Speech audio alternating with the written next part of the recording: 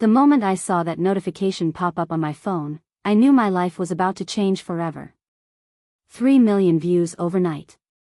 My hands were actually shaking as I watched the numbers climb higher and higher. But here's the thing about going viral: sometimes it's not for the reasons you hoped for. I'm Zoe Martinez, and 6 months ago, I was the most sought-after wedding planner in Charleston. My Instagram was perfectly curated, my client list read like a who's who of Southern society, and my waiting list stretched 2 years out. I thought I had it all figured out. God, was I wrong? The video that destroyed everything wasn't even supposed to exist. It was a private moment, a breakdown I had in my car after dealing with the most impossible bride I'd ever encountered. 30 seconds of me losing my absolute mind, calling out the wedding industry's toxic culture of perfectionism and entitled clients who think throwing money around gives them the right to treat people like garbage. My assistant posted it by accident. At least, that's what she claimed. Within hours, it had been shared across every wedding shaming group on Facebook, every bridal forum, every TikTok account dedicated to wedding drama. The comments were brutal. Half the people were cheering me on, calling me brave for speaking truth to power. The other half were calling me unprofessional, saying I should never work in the industry again. Guess which half my clients listened to? Within a week, I'd lost 12 weddings. 12. That's over $200,000 in revenue, gone. The phones stopped ringing. The Instagram followers started dropping.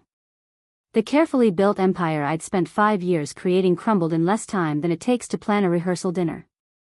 But the worst part? The bride who triggered my breakdown, she was Scarlett Hastings. You know the name.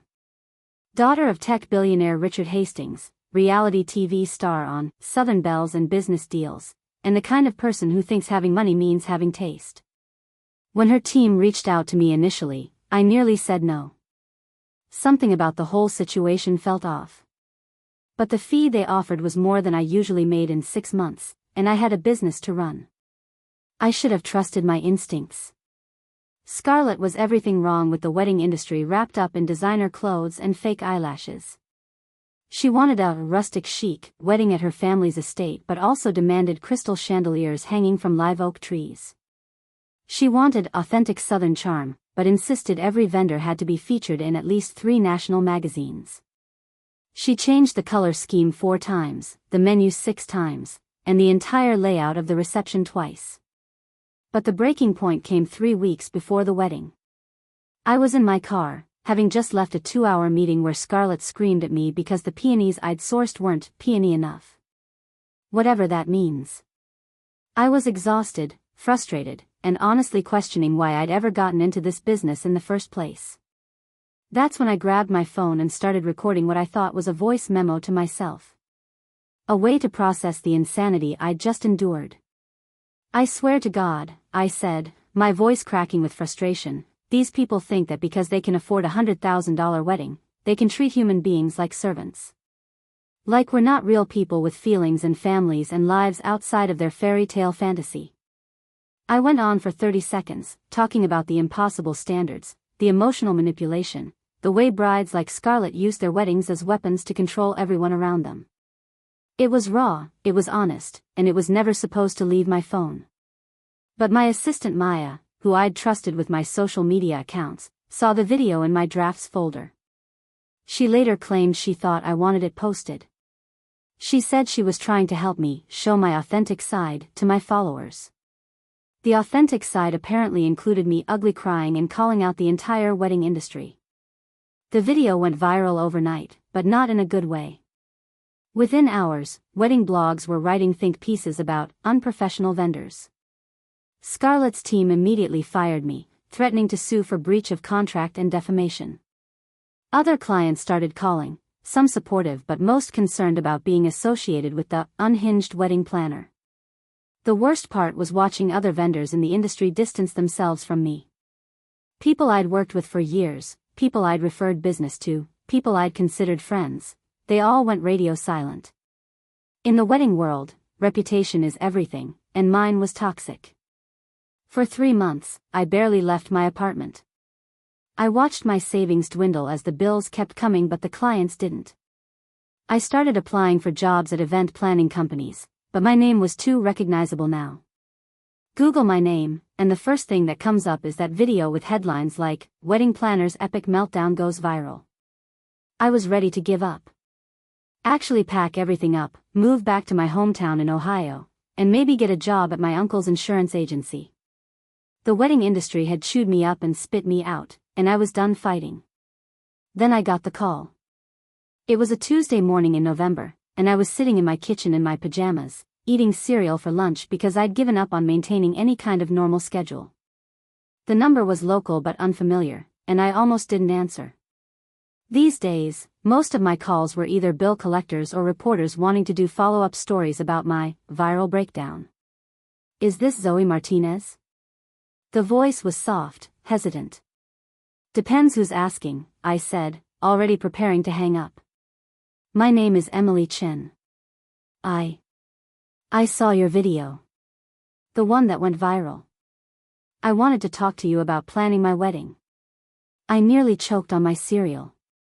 "I'm sorry, what?" "I know this sounds crazy," Emily continued, "but I watched that video, and I thought, finally, someone who gets it. Someone who understands how insane this whole industry can be." We talked for an hour. Emily was a pediatric nurse getting married to her college sweetheart, a high school teacher named David. They'd been engaged for 2 years but kept putting off the wedding because every planner they'd met seemed more interested in their Instagram presence than their actual love story. The last planner we talked to spent 20 minutes showing us photos of centerpieces that cost more than my monthly rent, Emily told me. She kept saying we needed to elevate our vision and invest in the luxury experience. "I just want to marry the man I love surrounded by the people who matter to us." It sounded too good to be true. A client who actually cared more about the marriage than the wedding? In my experience, those people didn't exist. But Emily was different. She and David had a modest budget, realistic expectations, and a clear vision of what they wanted.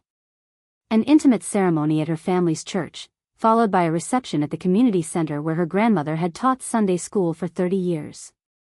Simple flowers, homemade food, and dancing until midnight. It was everything the Scarlett Hastings wedding wasn't. "There's just one thing," Emily said during our second meeting. "The wedding is in 6 weeks. I know that's not much time, but our original planner just backed out. She said our budget wasn't worth her time." 6 weeks. Most planners need at least 6 months for a wedding, even a simple one. But looking at Emily and David, seeing the quiet love between them and their genuine excitement about starting their lives together, I knew I had to try. "I'll do it," I said, and for the first time in months, I felt like myself again. The next 6 weeks were a whirlwind of controlled chaos. Without the luxury of extended timeline, every decision had to be made quickly and efficiently. But that turned out to be a blessing. Emily and David trusted my judgment, and their families were supportive and flexible.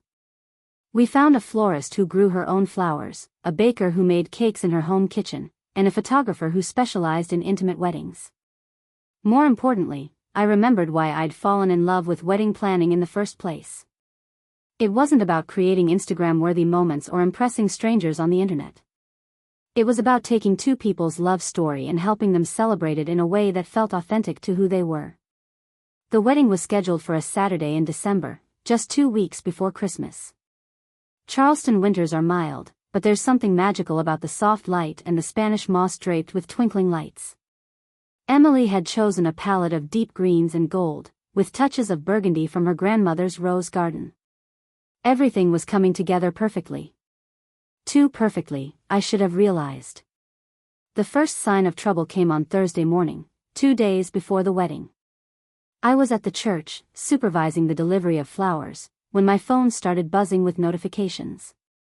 Instagram tags, Facebook mentions, text messages from numbers I didn't recognize. Someone had posted photos of Emily and David's wedding setup online, along with their full names, the venue address, and details about the reception. The caption read, "Look who's still trying to be relevant. The viral wedding planner thinks she can stage a comeback with this bargain basement disaster. Let's see how this hot mess turns out." My blood turned to ice. The photos were clearly taken from inside the church, which meant someone with access had taken them. Someone who was supposed to be helping make Emily and David's day special had betrayed that trust. But it got worse. The post was being shared in wedding shaming groups, with people making cruel jokes about the budget bride and the washed-up planner. Comments ranged from mocking Emily's dress choice to predicting that I'd have another meltdown during the ceremony. I called Emily immediately. "I am so sorry," I said before she could even say hello. "I don't know how this happened, but I'm going to fix it." There was a long pause. Then Emily said, "Zoe, I've been getting calls all morning. People I don't even know, calling to tell me they saw my wedding online. My dress, our flowers, everything. They're making fun of us." The pain in her voice broke my heart.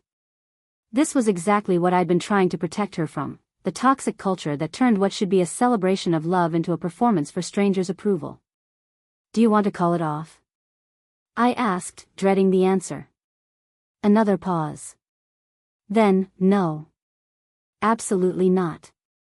These people don't get to steal our joy."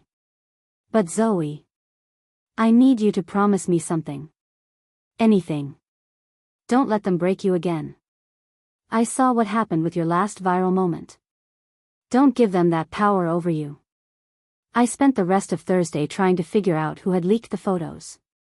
The list of people with access to the church was small: me, Emily's family, the florist, the photographer, and the church coordinator. I trusted Emily's family completely, and the photographer had been recommended by a colleague I'd known for years. That left the florist and the church coordinator. The florist, Mrs. Patterson, was a 70-year-old woman who barely knew how to use her flip phone, let alone post on Instagram. But the church coordinator, Jennifer, was in her 20s and very active on social media.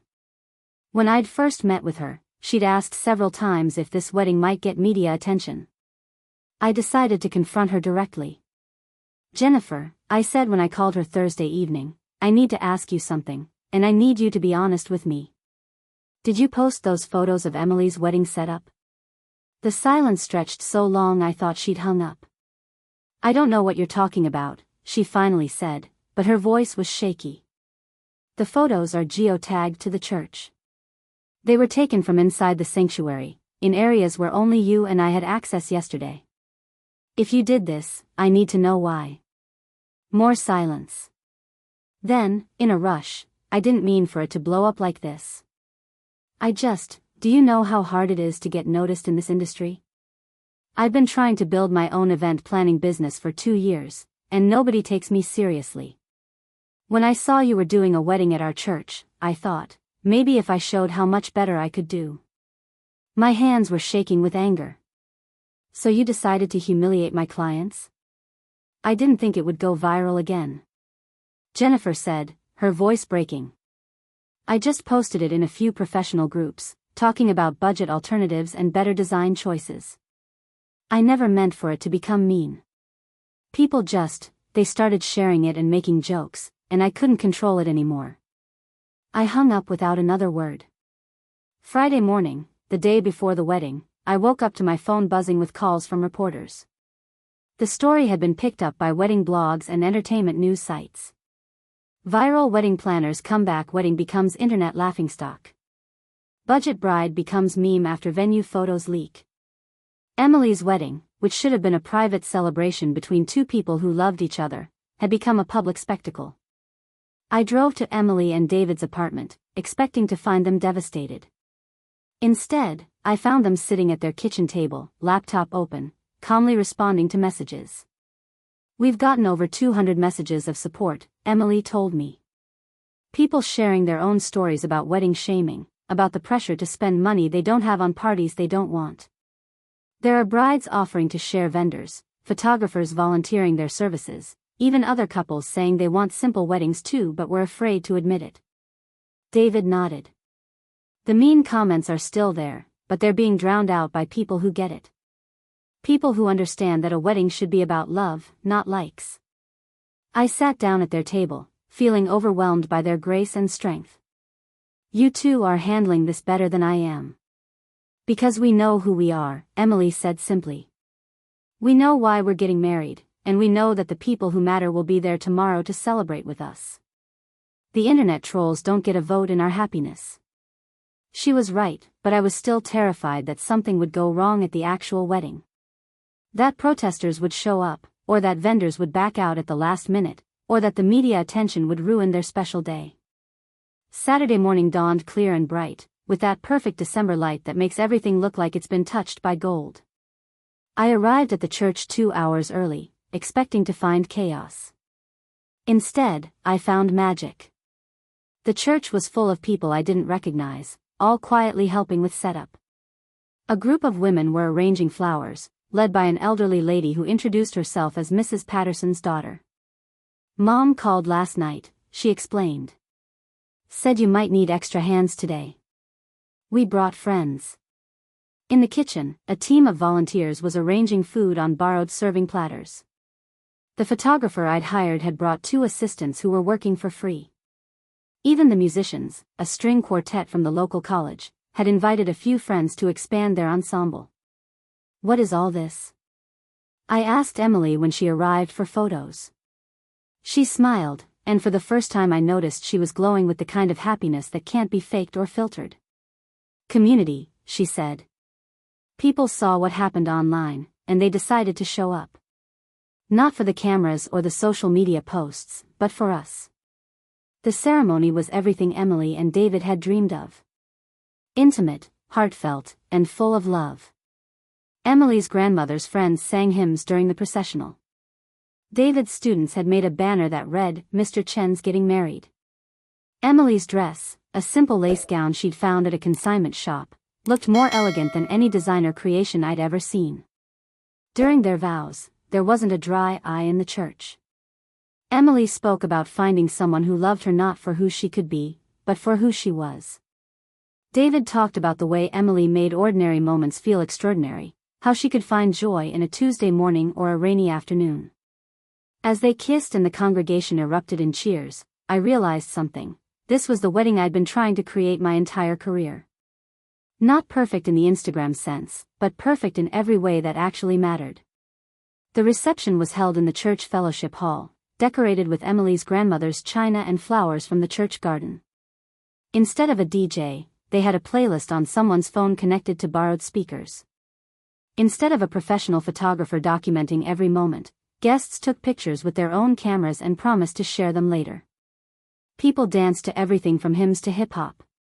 Emily's 5-year-old cousin taught David's grandmother how to do the floss. The cake was slightly lopsided and absolutely delicious. When someone's phone rang during the toasts, instead of being mortified, everyone laughed and the caller got invited to say hello to the bride and groom. It was chaos and it was perfect. Around 10 o'clock, as the evening was winding down, Emily pulled me aside. "I have something for you," she said, handing me an envelope. Inside was a handwritten note and a check. "Emily, this is too much," I said, looking at the amount. It was double what we'd agreed on. "It's not from us," she said. "Well, not just from us. People have been asking how they could contribute, how they could support what you're doing. So we set up a fund. Small donations from people who believe in the kind of weddings you create." I looked around the room at the faces of people I'd never met but who had shown up to support two strangers' love story. Many of them had probably seen the viral video, the leaked photos, the cruel comments. But instead of joining the mockery, they'd chosen kindness. "There's something else," Emily said. "We've been getting calls from other couples. People who saw the coverage of our wedding and want you to plan theirs. Not because they want to go viral or get attention, but because they want what we had. Real love, real community, real celebration." I spent the rest of the evening helping clean up, but my mind was spinning. For months, I'd thought my career was over. I'd believed the narrative that I was unprofessional, that I'd burned bridges I could never rebuild. But maybe that wasn't the whole story. Maybe losing the clients who cared more about appearances than authenticity wasn't actually a loss. Maybe going viral for speaking the truth, even messily and imperfectly, had connected me with the kinds of people I actually wanted to work with. Maybe the industry I'd been trying so hard to succeed in wasn't the industry I needed to be part of. On Sunday morning, I woke up to hundreds of messages. Some were the usual internet cruelty, people who seemed to take joy in others' failures. But most were different. Brides sharing their own stories of wedding industry pressure. Vendors talking about clients who'd made impossible demands. People thanking me for saying what they'd been thinking but were afraid to voice. One message stood out. It was from a bride named Sarah in Atlanta. "I saw the coverage of Emily and David's wedding," she wrote. "I've been engaged for 3 years but keep putting off planning because every vendor I talk to makes me feel like my budget isn't good enough, like my vision isn't sophisticated enough, like I'm not worthy of a beautiful wedding. But seeing what you created for Emily and David, that's exactly what I want. Would you consider planning my wedding?" I stared at the message for a long time. Then I picked up my phone and called her. 3 months later, I'm writing this from my new office. It's smaller than my old space, in a less trendy part of town, but the walls are covered with photos from real weddings. Not styled shoots or magazine features, but actual couples on the best day of their lives. My client list looks different now. Instead of society brides with unlimited budgets, I work with teachers and nurses and social workers. Couples who save for 2 years to afford their dream day, who care more about their guests' experience than their Instagram feed. The viral video that I thought destroyed my career actually saved it. It weeded out the clients who weren't right for me and attracted the ones who were. It connected me with vendors who share my values and venues that prioritize love over luxury. I still get mean comments sometimes. People who think my approach is cheap or unprofessional. But for every negative voice, there are 10 positive ones. Couples thanking me for helping them have the wedding they actually wanted, not the one they thought they were supposed to want. Emily and David just celebrated their 3-month anniversary. They sent me a photo from their quiet dinner at home, both of them grinning at the camera, Emily's wedding ring catching the light. In the background, you can see their marriage certificate framed on the wall next to a picture from their wedding day. It's not the kind of photo that goes viral. It's not perfectly staged or professionally lit. But it's real, and it's beautiful, and it represents everything I love about what I do. The wedding industry tried to break me, but it actually set me free. I learned that going viral isn't always about the views or the fame. Sometimes it's about finding your tribe, the people who see your authentic self and choose to support it. I'm not the most famous wedding planner in Charleston anymore. I'm not the most expensive or the most exclusive. But I'm the happiest I've ever been, creating celebrations that matter for people who matter to each other. And honestly, that's better than going viral any day. If you've got a love story that needs celebrating, not performing, drop me a line in the comments. Subscribe if you believe love deserves better than likes.